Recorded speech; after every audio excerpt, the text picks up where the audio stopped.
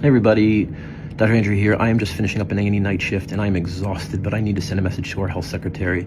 Mr. Wes Streeting. Wes, you are the latest in a long line of health secretaries, of politicians who have ignored healthcare experts, ignored NHS doctors like myself, our nursing colleagues, our allied health professionals, ignored all of our top consultants, ignored the heads of the Royal Colleges, health policy experts in this country who really understand how to fix patient care. And I just have to ask you this question: who the fuck do you think that you are?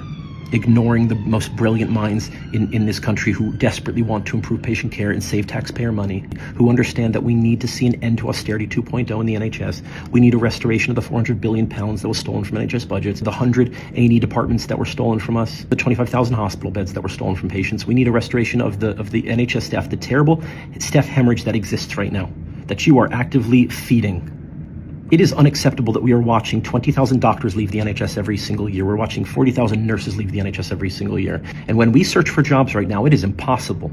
And in the short term, we can't find jobs, we can't treat patients. The waiting list isn't going to come down. And in the long term, how are you not training the next generation of NHS nurses and NHS doctors? And we have cowardly government after cowardly government refuse to fix the social care crisis, which means that it constipates the entire system because we can't discharge people because you haven't solved social care, which means that there's no flow through the hospital, which means that patients build up in our A&E departments, which is gifting them and gifting us corridor care, which takes lives and makes management of patients in an A&E department impossible. And we will not tolerate it for a second longer. And so if you want to continue doing what you're doing, putting your fingers in your ears, calling us moaning minis and juvenile delinquents, and saying that we are acting like a cartel because we are forcing you to deliver better care for patients by ensuring that there are enough doctors and nurses and allied health professionals, enough GPs to care for them, you're calling us names while we're fighting for patients. Patients can see through your bullshit.